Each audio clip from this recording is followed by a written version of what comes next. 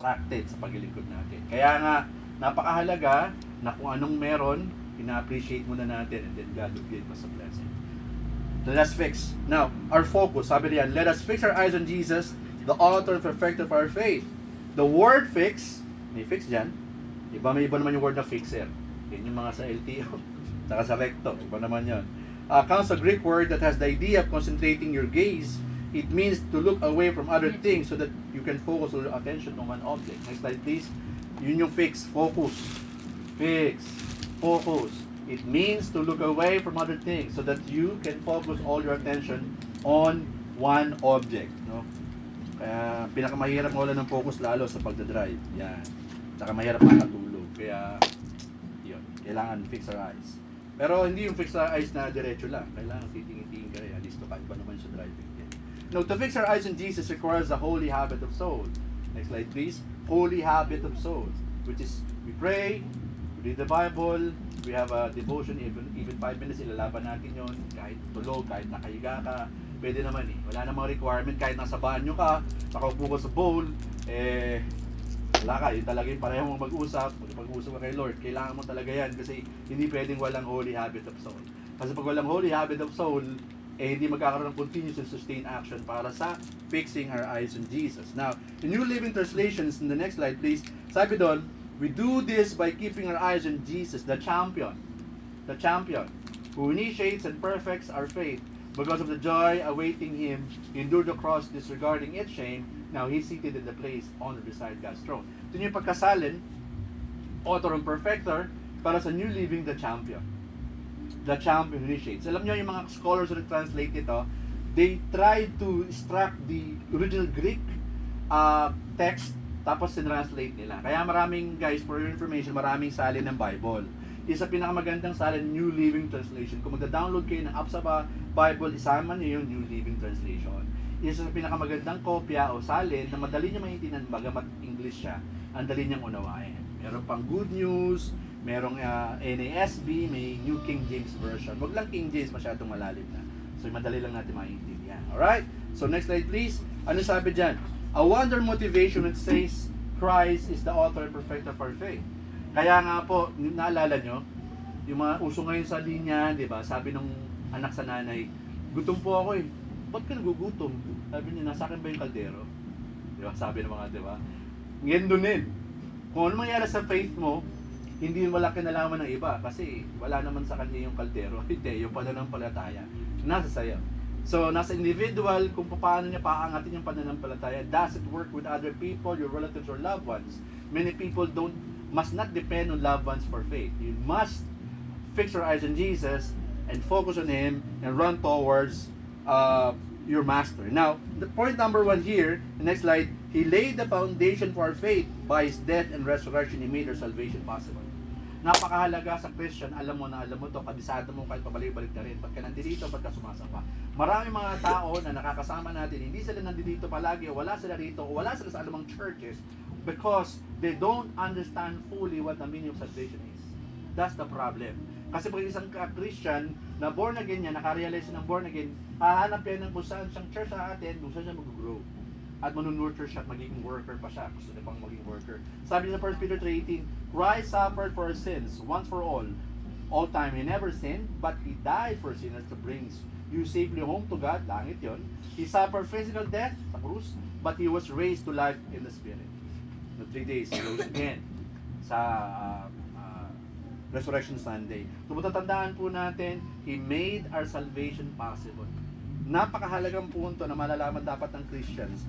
Bakit siya nagpapatuloy? And another thing, next slide, He provided the perfect sample to follow in that He trusted God perfectly. Pagdating sa pagsunod sa Panginoon o sa Diyos Ama, si Jesus ang pinakadakilang ehemplo nito. Hindi ako, hindi ibang mga pastor, si Jesus talaga. Kasi when He was sorely tempted in the wilderness, did not give it. Nung nasa desert siya, tinutokso ni Satanas, o gawin mo ang bato itong tinapay, tsibugin mo nga.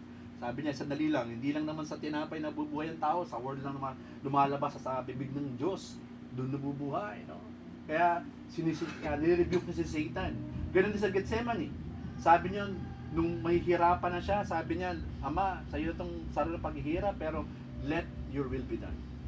Parang nakabitin ngayon yung kaligtasan ng mundo kasi muntik magbago ang isip ni Jesus Christ because He is human. Alam niya masasaktan siya sa krus at bubugbugin siya at pasakit ang kanyang katawan. But no, He did not give up for the redemption plan ng ating Diyos sama sa human beings.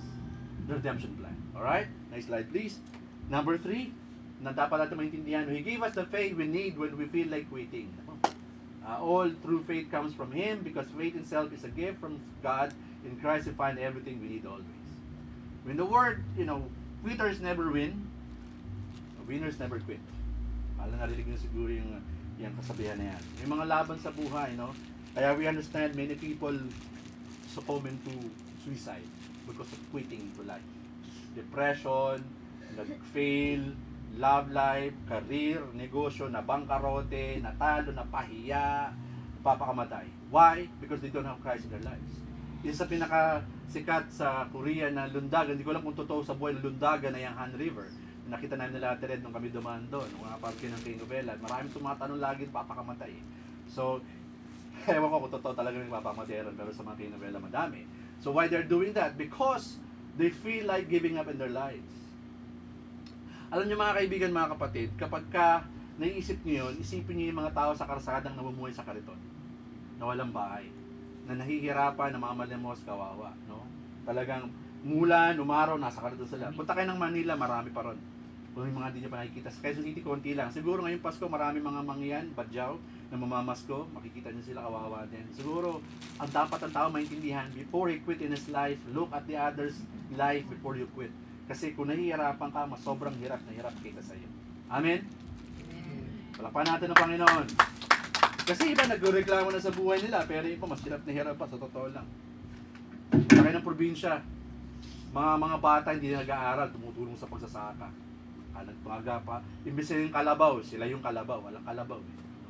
Maraming mga Manileño hindi naiintindihan yan. Pero tingnan nyo, aralin yung mga buhay. Sa nayon, sobrang hirap ng buhay. Alas 6 pa lang tulog na. Ewan ko lang alam, kasi meron na namang wifi at may data. Paano yung pinakasulok-pasulok talaga walang pabiling cellphone? Kasi talaga ng panahon namin, pag sinabing 80s, batang 80s, 90s, ang buhay sa probinsya, 6 o'clock. Late 7 o'clock, tulog na. Marami sa ngayon sa inyo, di ba Kuya Abe? Maaga tulog mga bata, walang paglilibangan doon eh. Kundi huli ng ibon, alitap-tap, di ba, kalabaw, tulog na mga bata doon. Tapos, ang haba na lakarin mo, mag-iigib ka, magsasaka ka. Sobrang habang lakarin, paano pag may emergency, may sakit ka. Ang layo lalakarin, makapunta ng ospital, ng health center, kulang ang doktor. What I'm trying to say is this, because people need to understand, don't quit in your life, move forward, focus on Jesus, kasi marami pang mas nahihirapan sa'yo, kahit di ka pa kawawa. Next slide please. Akala mo lang, pero hindi pa. Alright, there's only one way to be revived and healed from our backsliding so that we may become fruitful even in old age. We must take a steady look at the glory of Christ and His special character in His grace and work as shown to us in the Scripture. Alam niyo mga kaibigan, mga kapatid, maraming mga tao tumatalikod sa Panginoon, even me, nakalimot din ako nung ako'y bata-bata, I backslid when I was a youth. But then, backsliding is a word in which you back from your sliding. Pag hindi ka nag-back, hindi ka naging Christian talaga. Pero pag ikaw ay nawala sa pananampalataya, bumalik ka, backslider ka. Kung ikaw nawala, hindi ka bumalik, hindi ka backslider. Kaya nga backslider. Alam ba yan? Clear, di ba? Kaya nga backslider eh. So, pag na backslider, follower ka ni Lord, kaso busy ka lang sa buhay. Bagabag ka lang at ligalig. Pero kay Lord ka pa din. Okay yon. Alam mo, mahal pa rin ng Panginoon deep inside your heart. Pero kung dumating 10 taon, nag-iba ka ng religion, iba ng kwento yan. Next slide please. Alam, yun ang sagot doon, hindi ka naging follower ni God. The backslider likes the preaching that wouldn't hit the side of the house, while the real disciple is delighted when the truth brings him to his knees. Alam nyo, masarap nagpapatawa, masarap puro blessing pinag-uusapan sa church. Maganda yan, para matuwa lahat ng tao. Pero pag medyo matatalim na yung maandar na salita, nasasaktan yung mga tao, iba ayaw, no? So, totoo lang. Kaya maraming mga pastor sa Amerika, sikat na sikat, ang apelido niya, letter O.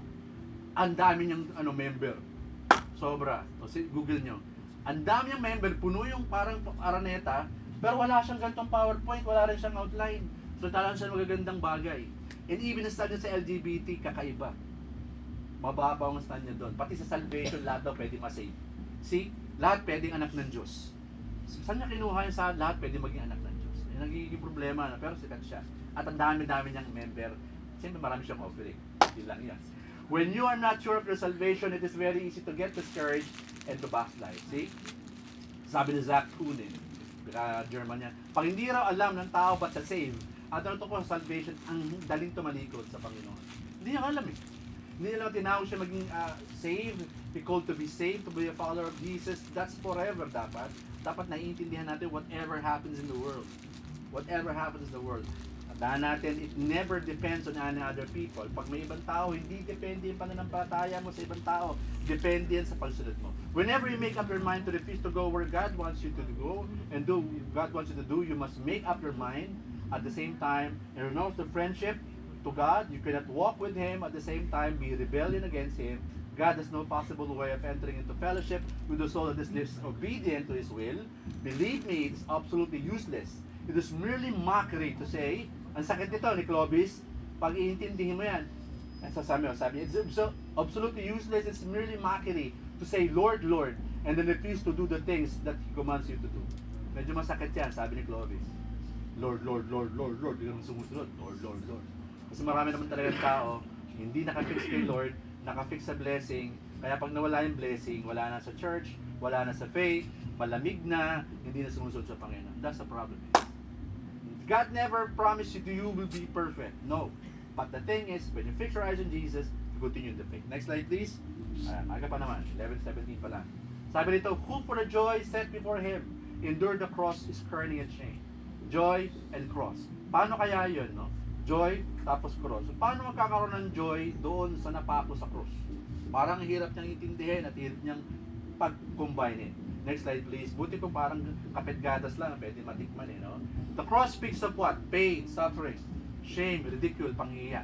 Alam niyo ba, sabi ng mga scholars, ang nasa crucifix, walang tapis to add humiliation. Bold. Shocking, no? Kaya naman. Bakit may tapis yung paso? Hindi, pang ano lang din. Parang huwag naman mga ano yan medyo censored. Kapag ginawa yan. Sabi ng mga scholars. Tapos, ang pagkapako, sabi ng scholars, hindi dito. Dito. Kasi dito napupunit yan eh. Kaya dapat yan. Sa pagitan ng pulso, mas matibay dyan. So anyway, yun nakasanayan sa mga film, at sabi ng mga scholars yun. And then, on the cross, paano ba namamatay ang mga pinapako? Death sentence here. Paano ba sila namamatay? Dahil sa tetano? Hindi, tetano. Namamatay sila kasi nakapako. Pakinggan nyo to. Nakapako. Di huminga sila. Masakit to. Mahapdi yan. Siyempre, binugbog ka pa eh. Hindi humihinga ka pa.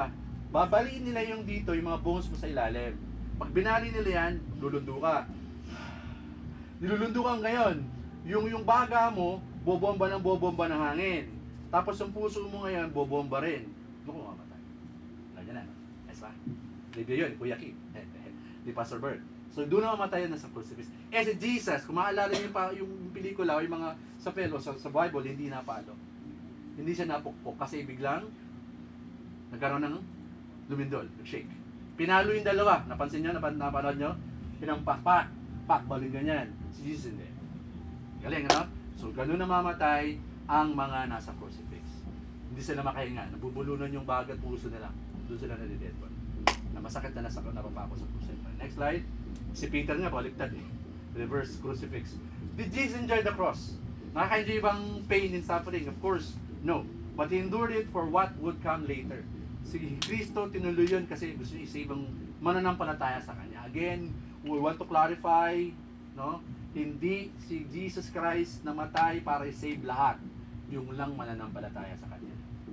Kakagulo-gulo kasi nakita ko po sa Facebook, ganyan. Lahat save, hindi. Yung mananampalataya lang ay bilang Lord and Savior, doon lang siya namatay. Kasi kung namatay siya para sa lahat, hindi naman save lahat ng tao. Gets the point? Sabi naman, God, Christ died for all. Okay, Christ died for all. Di wag na tayo magsimba. Lahat ng pala tayo save eh. Ba't pa tayo nag-church? Ba't tayo nagba-Bible? Ba't pa tayo ginagawa ito? Parang paano pala tayo hindi po ganun? Si Kristo namatay lang doon sa mananampalataya sa Kanya.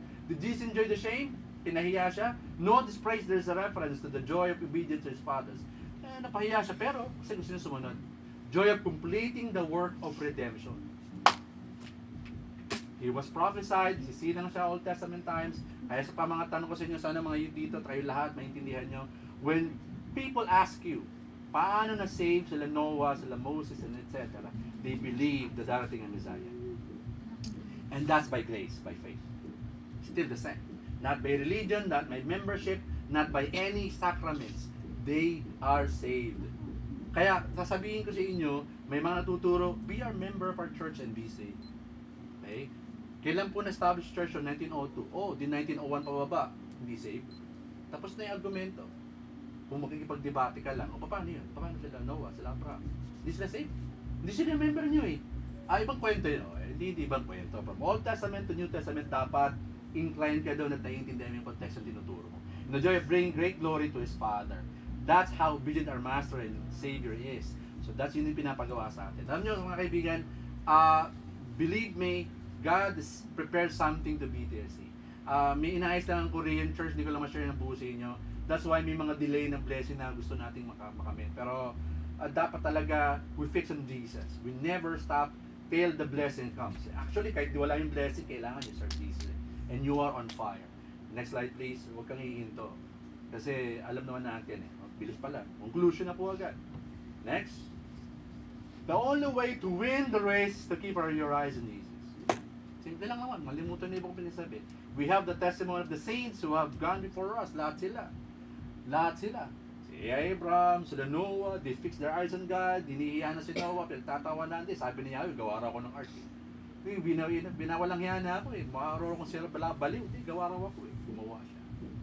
Sabi ni Yahweh, i-offer ko raw yung Isaac ko eh. Isa-isa na lang to eh. I-offer ko pa. Sabi ni Yahweh, sige, offer ko. Patayin ko raw eh. Kaya test na ng faith.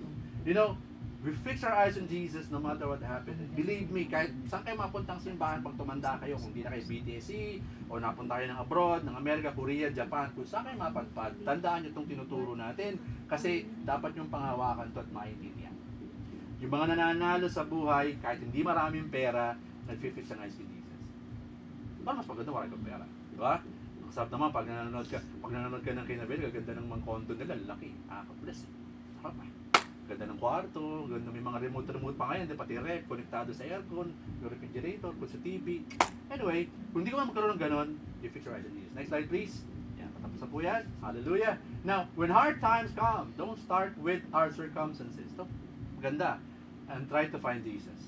Nagsisimula sa problema, nagsisimula sa pagkalubog sa kabiguan, sa depression, saka hanapin si Jesus. Balistad. Dapat start with Jesus and then go back to your circumstances. Yun yung magandang maintindihan nyo. Which hindi naintindihan ng iba why they're backslide. Why they're not present in the church. Why they're not present in any other churches, born-again churches, or evangelical churches, or Presbyterian churches, or Methodist churches, or Baptist churches, whatever Christian churches you may be member with. Pag nawala ka dyan, at hindi ka nagpupunta, at hindi ka nag-a-attend, there's something wrong. Why? Kasi nag-i-start ka sa circumstances, hindi kay Jesus. Kaya nga pinag-uusapan namin fix our eyes on Jesus eh. Yan lagi tinuturo. Actually, pag mga New Year, ito lagi tinuturo din eh. Pag bagong taon. Pero turo na natin ngayon, kahit di pa bagong taon. Next slide. Number 3. Tapos na yan. Ayan, sabi dyan, when you feel like giving up, remember that in God's eyes, you are already a winner. Recall that even now, you are still seated with Christ in heaven. Of course, pag nasave ka naman yung kalo mo sa langit na, panalo ka na nun eh. Yung lupa na lang kasi, ni-enjoy mo yung lupa, ni-enjoy mo yung sarap dito, gusto mo ng ganyan, gusto ng ganyan. Pero kung tinanggap mo talaga si Jesus Christ bilang Savior mo, then you know in your heart, when you die, you will go to heaven, you're a champion already. Next na lang yung pera. Next na lang yung magandang buhay. Next na lang yung marami kang mabibiling pera, ganyan-ganyan. Pero in God's eyes, the outcome has already been determined. Even though the score may seem stacked against you, if you know Jesus, His victory is yours. Alam nyo, may mga tao talaga, kahit ano yung gawin, wala silang pakialam sa Christian worship, Bible study. Hindi nila masyado ini-enjoy yan. Kasi they enjoy life more. You know, kailangan natin maintindihan, God's plan for us to have an abundant life and have it to the full. Alright? Gusto ni Jesus mag-enjoy ang mga tao. Meron ako mga kapamanampalataya sa Facebook, nagkakaroon sila ng post, may nagbabas daw sa photo lab. But before I end, kasarap sa demonyo raw. Demonyo yung photo lab. In-explain ko, may nag-chat din sa akin, okay, ganito yan. Photo lab is a form of art. If you're not worshiping the devil or just editing your face, look like pleasant, it's fine. Amen? Paano naging kasalanan, naging demonyo ka na, Ang mali, pinaliwanag ko sa kanya, sambay mo sa Satanas, gumawa ka ng krimen, gumawa ka ng mali. Yun yung mali. Yung sabi, may nagchat-chat daw sa kanya, nasa demonyo na kasi nagpo-photo love daw siya. Sabi, explain natin ha. Explain natin. Ba't naman naging demonyo na agad, photo love lang? Eh, syempre, wala naman yung pinagkaiba sa mga art na ginagawa natin dati, nagkuputing-ting ka. Nagkato lang, high-tech na pong masyado. Kaya, kahit hindi ka kakyutan, tumukit na cute ka. At gumaganda yung pangangatuan. May nakalagay naman photo love, kaya alam naman nilang hindi ikaw yun. But nevertheless, dapat, ang tao nakafix ang eye kay Jesus, alam niya yung gagawin niya sa buhay, alam niya yung tatahakin niyang landas, alam niya yung mabutit masama, alam niya yung sobra sa tama, alam niya yung sumamba sa Panginoon kahit nahihirapan, alam niyang ipagpatuloy ang kanyang paglilingkod kahit wala masyadong blessing, alam niyang kahit mahirapan siya, andyan ang pag-ibig at pangako ng Panginoon. Yun yung nakafix kay Jesus. Sino yung hindi, baliktarin mo lang lahat yun, yun yung hindi nakafix ang eyes kay Jesus. Let's all stand. Hallelujah. Thank you, Father, for this day. And may all be blessed by the word of the Lord. Father in heaven, thank you for the message today. All of us have been distracted. And most of us have been trapped by Satan to fall into his bait para po kami masila at ika nga manghinawa, mapagod, ma-depress, ma-discourage. But thank you very much, Father, for your word na no matter what Satan do to us, we will never stop worshiping and serving you and glorifying you. Because you have a promise to us. You never leave us nor forsake us. It is our response and reply not to stop worshiping you. That no matter how people will bash or criticize us being a Christian, we still follow Jesus. Because you've been criticized, Lord. You've been bashed and you've been humiliated so much more than we do. We continue to praise you and worship you in difficult times in this life. Rain or shine through thick and thin because we fix our eyes on you. We fix our eyes on the blesser, not on the blessings only. But if you bless us with tremendous blessings, we accept it and we give you thanks. But no matter what happened, we focus on you, Jesus. Thank you. In Jesus' name we pray. Amen and amen. Hallelujah. Glory to God alone.